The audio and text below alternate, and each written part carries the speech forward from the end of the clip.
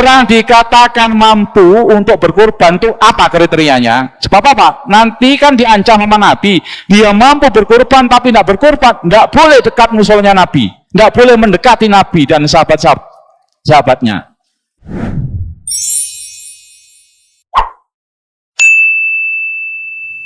Bismillahirrahmanirrahim. Assalamualaikum warahmatullahi wabarakatuh. Bapak Ibu yang Allah rahmati, as-sanatu isna asara syahron. 1 tahun itu dibagi menjadi 12 bulan. Minha arba'atun hurum. Di antara 12 bulan tersebut itu ada bulan-bulan yang haram, bulan suci. Salah satu mutawaliyatun, yang 3 ini berurutan, Dzulqa'dah wa Dzulhijjah wal Muharram, yaitu Dzulqa'dah. Malam ini kita ada di bulan Dzulqa'dah, wa Dzulhijjah, dan bulan Dzulhijjah yang insyaallah beberapa hari lagi, wa Muharram, dan bulan Muharram, bulan pertama di tahun Hijriyah, wa Rajab Mudharra ladzi baina Jumati Sya'ban, dan ada satu lagi yang agak jauh, yaitu bulan Rajab, yang bulan ini diantara Jumadil Akhir dan bulan Sya'ban. Jadi di hadis Rasulullah ini menjelaskan 1 tahun 12 bulan itu dibagi, kalau dijadikan kriteria, ada bulan biasa, ada bulan yang luar biasa, ada bulan yang super luar biasa. Nah gitu ya, jadi dibagi menjadi 3: bulan biasa, bulan yang luar biasa, bulan yang super luar biasa. Yang bulan biasa ada 7, kemudian yang luar biasa itu ada 4: Dzulqa'dah, Dzulhijjah, Muharram, dan Rajab. Yang 1 yang super istimewa, Sayyidus Syuhur, yaitu bulan Ramadan. Nah, kalau harus berbuat kebaikan, maka seorang mukmin berpikir berbuat sedikit tapi pahalanya maksimal di bulan-bulan haram ini. Salah satunya ya yang malam ini kita lakukan, ini nilainya berbeda. Kajian yang kita lakukan malam ini itu nilainya beda dibandingkan kajian yang kita lakukan sebulan yang lalu. Kenapa? Karena waktu ini adalah waktu yang mulia, yang Allah anggap sebagai bulan-bulan haram. Nah, itu lebih ringkasnya, jangan perhatikan, dalam bulan Islam itu banyak yang belum hafal masalahnya. Dimulai dari Muharram. Nah, Muharram ini bagian dari bulan-bulan haram. Tadi disebutkan Dzulqa'dah, Dzulhijjah, Muharram. Yang 3 ini urut. Yang keempat itu jauh, bulan Rajab. Jadi ada Muharram, ada Safar, Rabiul Awal, Rabiul Akhir, Jumadil Awal, Jumadil Akhir, Rajab, Sya'ban, Ramadan, Syawal, Dzulqa'dah, Dzulhijjah. Nah, kita Bapak Ibu ada di Dzulqa'dah sekarang, di akhir-akhir, minggu terakhir. Bapak Ibu, Dzulqa'dah hari ini, malam ini, dan tinggal tidak sampai seminggu lagi, dan Dzulhijjah yang akan datang, termasuk bulan haram, yakni bulan suci.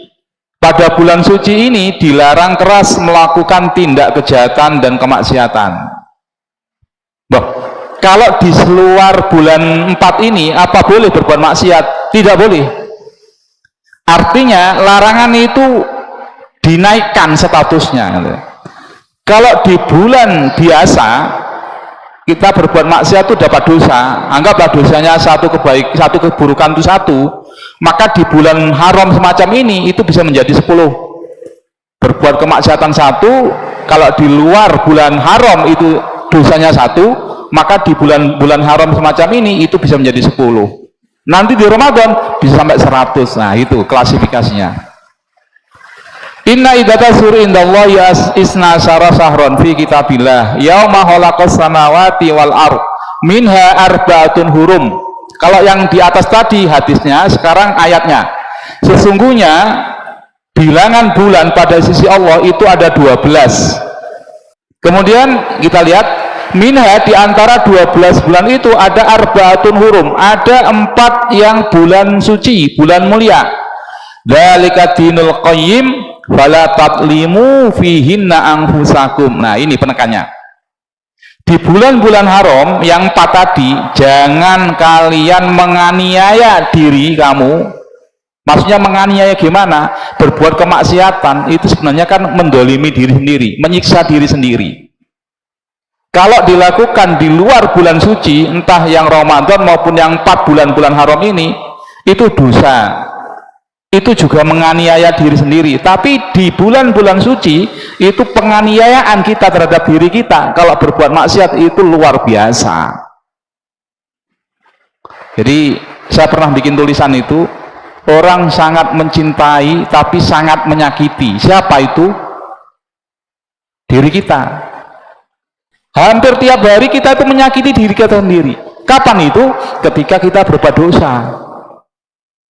Jadi makhluk yang paling kita cintai itu adalah diri kita sendiri. Tapi anehnya, herannya, kita justru menyakiti diri kita sendiri. Kapan? Ketika kita berbuat kemaksiatan. Nah, di sini jangan kalian mendolimi diri kalian dengan apa? Dengan kemaksiatan yang kalian lakukan di bulan-bulan haram tersebut. Kenapa? Karena dosanya, siksanya itu berlipat-lipat. Jadi kalau jenengan cinta pada dirinya, jangan pernah berbuat kemaksiatan kecuali terpaksa atau dilalaikan oleh setan. Ya udah, namanya manusia tidak mungkin tidak berbuat maksiat. Kalau udah kayak begitu ya udah segera tobat. Tapi kalau dia dengan sengaja, dengan entengnya berbuat dosa, artinya dia tidak cinta pada dirinya sendiri. Dia mendolimi dirinya sendiri. Naudzubillah. Bapak Ibu, Ibnu Abbas radhiyallahu anhu menafsirkan ayat di atas, fi kullihina, janganlah kalian menganiaya diri kalian dalam seluruh bulan, 12 bulan dalam setahun.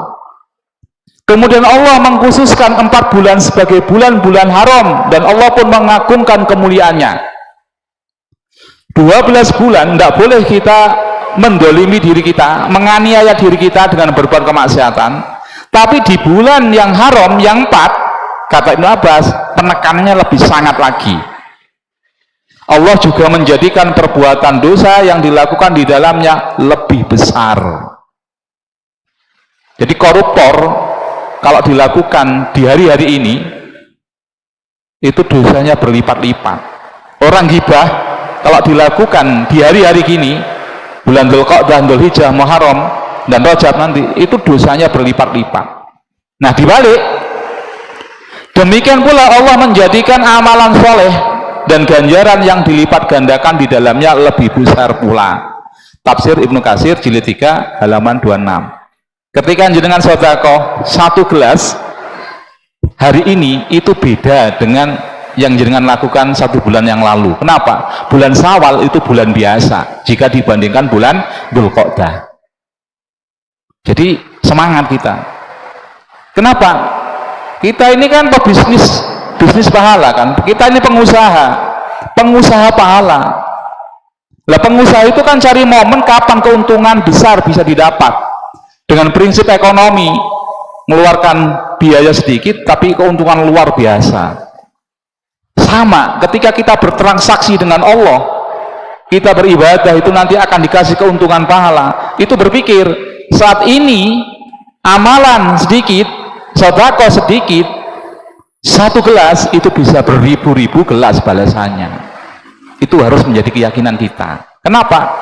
Jelas disampaikan oleh Ibnu Abbas, kemaksiatan akan berlipat ganda dosanya, maka kebaikan pun akan berlipat-lipat digandakan sama Allah. Karena apa? Allah menghormati waktu ini adalah waktu yang mulia, masuk bagian daripada bulan-bulan haram.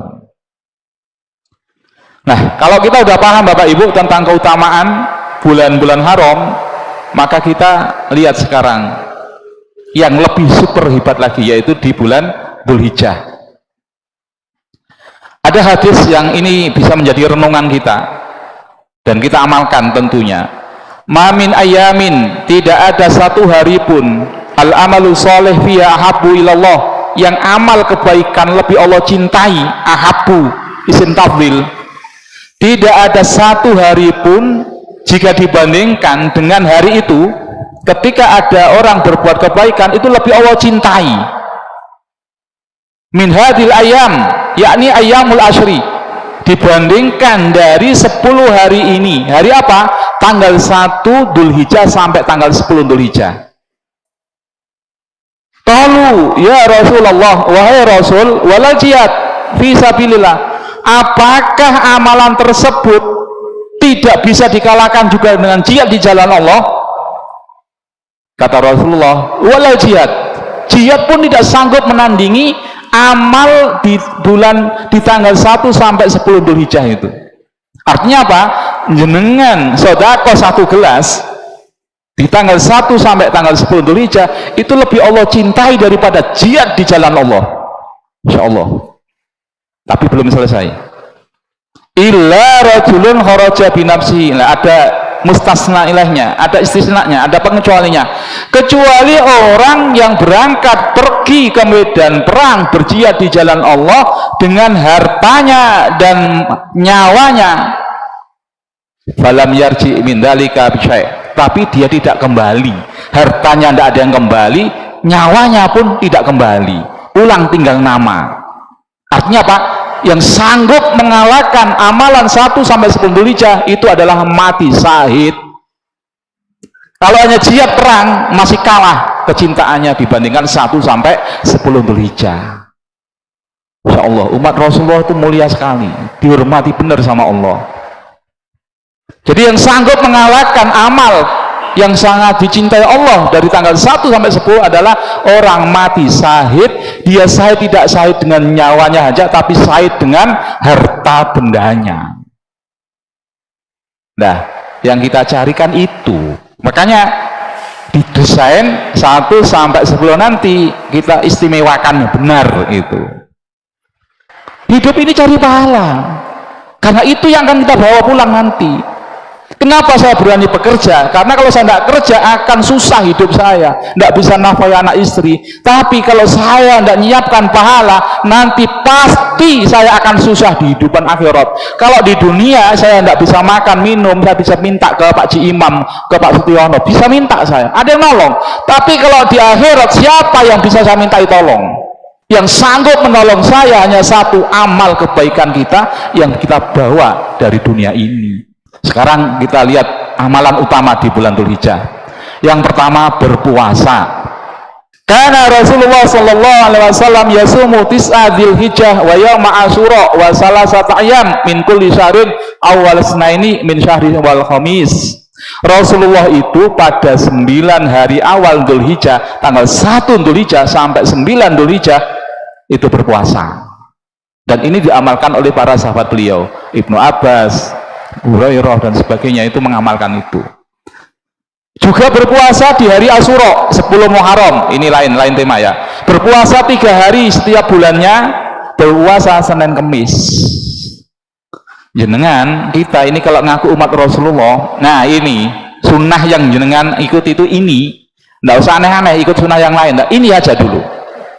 Kalau kita mengklaim sebagai umat Rasulullah, paling nggak puasanya 3 hari dalam sebulan, ayyamul bid, tanggal berapa satu Tiano?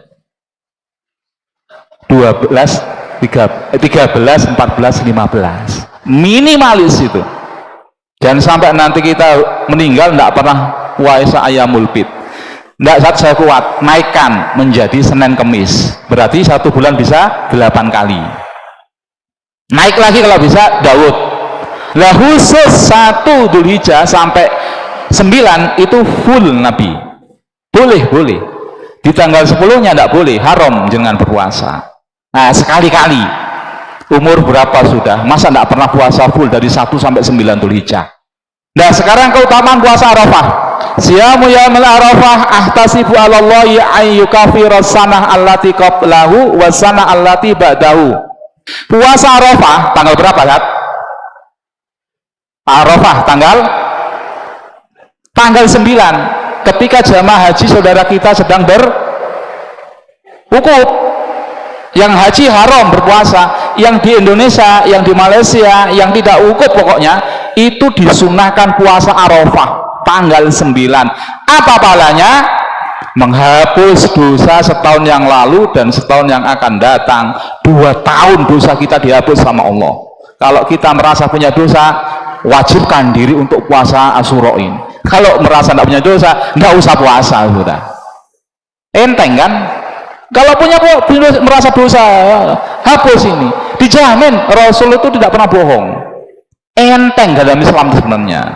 Yang kedua, banyak berzikir dengan bertakbir Allahu Akbar, bertahlil la ilaha illallah, bertasbih subhanallah, bertahmid alhamdulillah, beristighfar astagfirullah, dan memperbanyak doa. Ini modal apa enggak ini? Enggak modal, modalnya gerakkan lisan atas bawah. Selesai udah.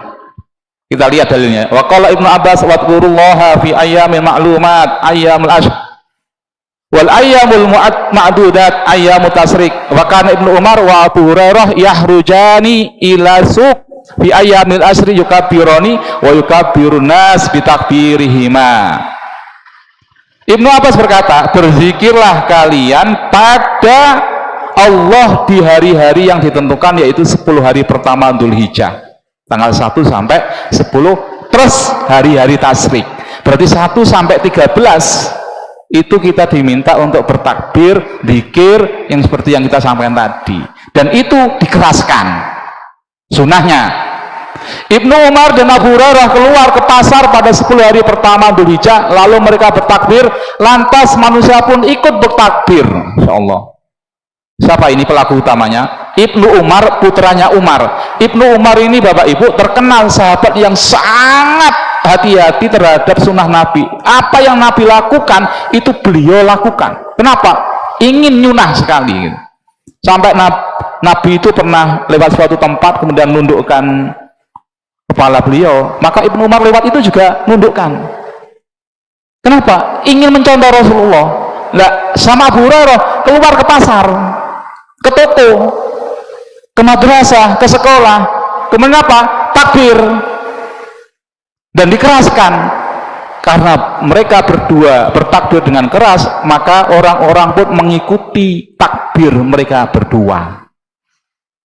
Nah, ini jenengan terserah, mau ditafsiri takbir keliling itu boleh apa enggak, terserah.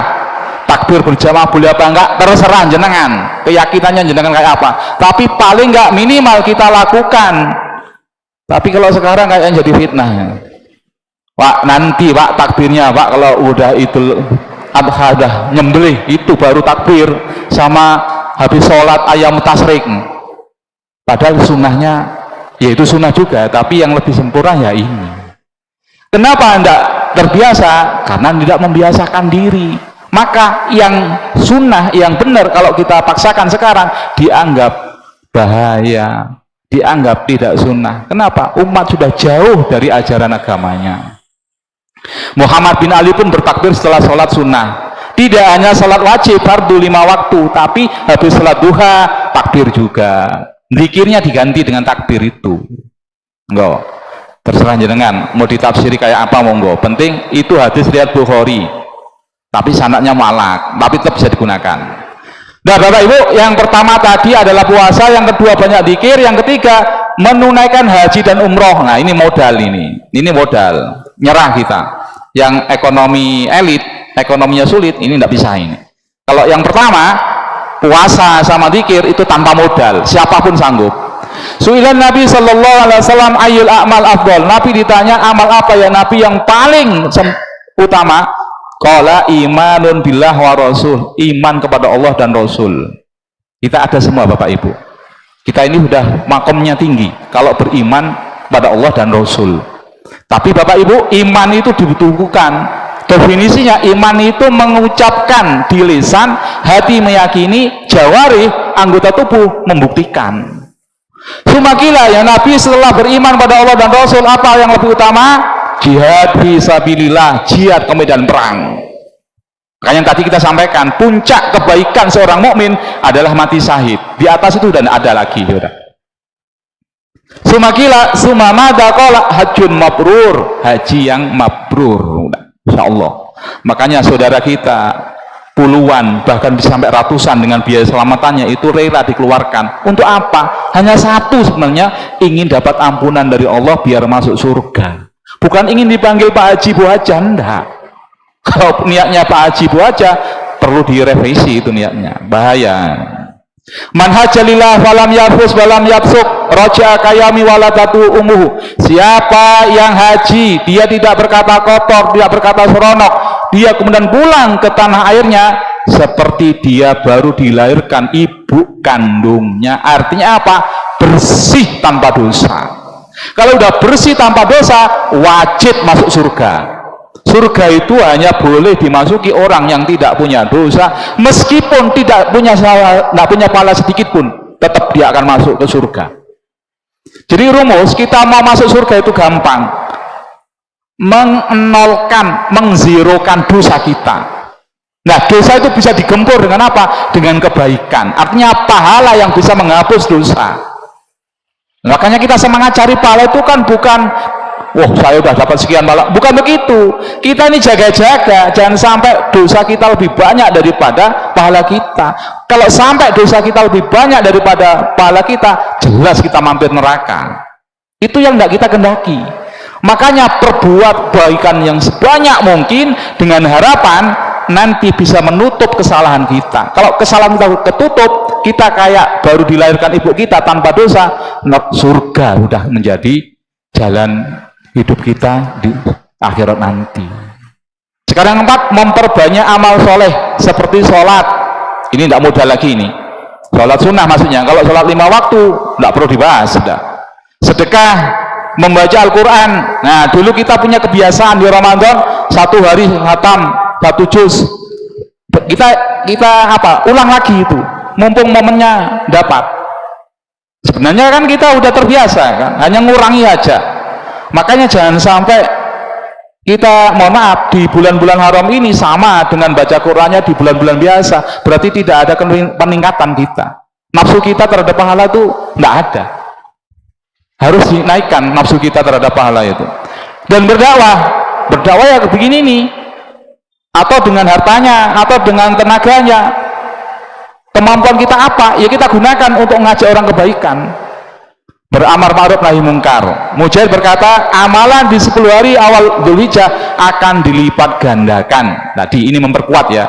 Di hadis sudah jelas, kemudian disarahnya oleh siapa tadi, Ibnu Abbas juga sudah jelas. Ini hanya penguat saja.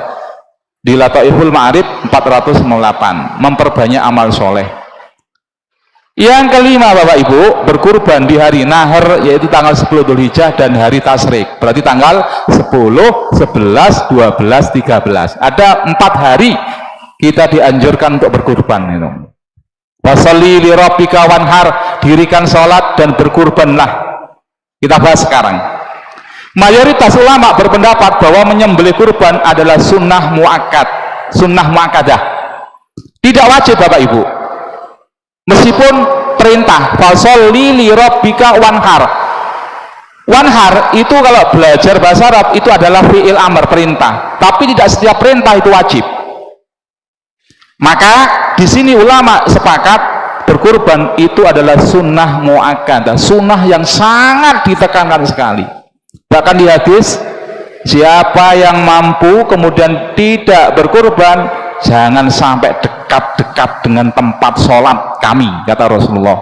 Mushollana, ada masjid, ada musola. Masjid itu seperti ini yang didirikan sholat Jumatan, itu namanya masjid. Dan 5 waktu wajib ada adzan, ada jamaahnya. Ini kalau nanti duhur umpama tidak ada jamaah sama sekali, dosa semua. Takmir dosa, orang sekitar dosa. Wajib ada jamaah, meskipun hanya imam 1, makmum 1. Yang penting wajib didirikan jamaah. Itu namanya masjid. Nah, musola itu tempat sholat. Kenapa dikatakan musola? Kenapa? Kalau ke masjid, nanti istri kita, anak perempuan kita yang halangan itu kan nggak bisa masuk ke masjid. Nabi menghendaki Idul Fitri, Idul Adha itu semua orang kumpul untuk bisa mendengarkan ceramah Rasulullah. Yang yang halangan tetap datang meskipun tidak ikut sholat. Nah itu disiapkan tempat namanya musola. Tempat Nabi sholat biasanya di tanah lapang. Bisa bedakan antara masjid dengan musola. Idza ra'aitum hilal dzulhijjah wa arada ahadukum ayyudhiya falyumsik an sya'rihi wa anfari. Jika kalian sudah lihat hilal 1 Dzulhijjah dan jenengan ingin untuk kurban, falyumsik, maka tahanlah, jangan sampai memotong rambut dan kuku. Nah, nanti hati-hati kalau mau tanggal ini tidak wajib, sunnah, tapi pahalanya luar biasa. Kalau udah mau masuk tanggal 1 Dzulhijjah, tahan kuku jenengan, jenggot jenengan, kumis jenengan, rambut, bulu ketiak dan sebagainya jangan ada yang dipotong, dicukur, jangan.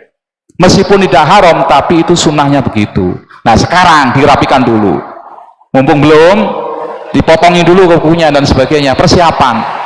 Oke? Nah, udah sekarang ini yang krusial ini. Tadi kita bicara tentang kemampuan. Orang dikatakan mampu untuk berkorban itu apa kriterianya? Sebab apa? Nanti kan diancam sama Nabi, dia mampu berkorban tapi tidak berkorban, tidak boleh dekat musolanya Nabi, tidak boleh mendekati Nabi dan sahabatnya. Itu tidak ingin kita terjadi pada diri kita kan, meskipun tidak wajib. Maka kriteria orang mampu adalah jika ia memiliki dana yang cukup dibuat kurban yang melebihi kebutuhannya dan orang-orang wajib dinafkahi selama hari raya kurban dan 3 hari tasyrik. Begini pemahamannya. Orang dikatakan mampu itu begini, kalau umpama jenengan 1 hari 1 malam itu memberi nafkah kepada anak istri, termasuk nanti makan burung, makan ikan, makan kucing yang jenengan tanggung semua, itu dihitung semua. 1 hari umpama butuh 100.000, berarti jenengan punya wajib menyiapkan 400.000. Udah? Kenapa? Karena 4 hari. 1 hari hari rayanya, 3 hari hari tasyrik. Ini pendapat yang tengah-tengah ya. Ada yang hanya mengatakan 1 hari. Enggak, kita terlalu takut kalau 1 hari. Yang 4 ini dah. Jenengan 1 hari itu dihitung biaya makan anak istri, kebutuhan ternak, kambing, sapi, melihara burung, melihara kucing, melihara ikan, dihitung semua dulu. Pastikan 4 hari ini sudah cukup. Nah, kalau sudah cukup, jenengan ada kelebihan, yang kelebihannya itu cukup untuk beli kambing minimal 2.500.000 mama gitu ya, maka jenengan dianggap sudah mampu. Kalau tidak kurban, kena ancaman Rasulullah, jangan dekat-dekat dengan tempat sholat kami, kata Rasulullah. Ini lain modal loh ya. Saat apa mobil saya dihitung? Enggak, itu maksudnya yang udah yang berbentuk uang, yang berbentuk barang. Kalau modal, kalau rumah nggak usah dihitung. Nanti bukan jual sepeda motor, enggak begitu. Yang ada sepeda motor itu kebutuhan, jangan diganggu sudah. Sawah saya nggak usah diganggu. Ini kelebihan gitu loh. Nah, kalau ada kelebihan kok tidak mau, maka dianggap tidak mengikuti sunnah Rasul. Bapak Ibu, yang keenam, yang terakhir, amalan yang harus kita prioritaskan adalah bertaubat dari dosa. Ini intinya begini, Allah itu akan mengampuni kita kalau kita mau bertaubat. Sampai dosa kita seujung langit, memenuhi bumi langit, tetap Allah akan terima taubat kita kalau kita mau bertaubat selagi tidak menyekutukan Allah. Sebab apa? Allah itu maha pemurah, penerima taubat. Taubat kita pasti Allah akan terima kalau kita serius. Nah, di tanggal 1 sampai tanggal 10 Dzulhijjah momennya bertaubat. Kenapa? Pintu ampunan Allah buka. Sebagai penutup, jenengan perhatikan ini. Wa man taba asbahu Adam, siapa yang mau bertobat maka ia serupa dengan ayahnya. Ayah kita siapa? Adam. Kalau kita mau bertobat, maka kita dianggap sama dengan Nabiullah Adam. Nabi Adam itu satu kesalahan, tobatnya berhari-hari, bertahun-tahun. Kita dosanya tidak kehitung, tobatnya belum tentu sehari tobat kita. Naudzubillah. Wa man nasara wahtajja bil qadari asbah iblis. Namun siapa yang justru terus menerus berbuat dosa dan berdalih dengan takdir, saya kayak gini nih takdir saat gimana tidak berbuat dosa, wong tiap hari lingkungan saya itu penuh dengan cewek-cewek cakep, saya ini kerja di dealer saat ini gimana, tidak mungkin saya tidak berdosa saat. Orang kalau begitu tidak mau bertobat, dia hanya mengandalkan takdir, berarti asbahu iblis, dia serupa dengan iblis. iblis. Iblis itu dosa, disuruh tobat tidak mau, malah beralasan dia. Nah, kita tidak boleh. Kalau udah dosa ya sudah, tidak usah banyak alasan kita. Astaghfirullahaladzim, ya Allah, saya lemah ya Allah. Udah akui aja, udah begitu. Daripada kita seribu cari alasan. Kita kalau kayak begitu, Allah gemes, tidak akan nerima tobat kita, malah kita akan sengsara nanti. Bapak Ibu, itu yang bisa kita sampaikan. Mudah-mudahan kita bisa memaksimalkan bulan-bulan haram, terutama tanggal 1 sampai 10 Dzulhijjah nanti. Subhanakallahumma bihamdika asyhadu an la ilaha illa anta astaghfiruka wa atubu ilaik. Wa akhiran, assalamualaikum warahmatullahi wabarakatuh.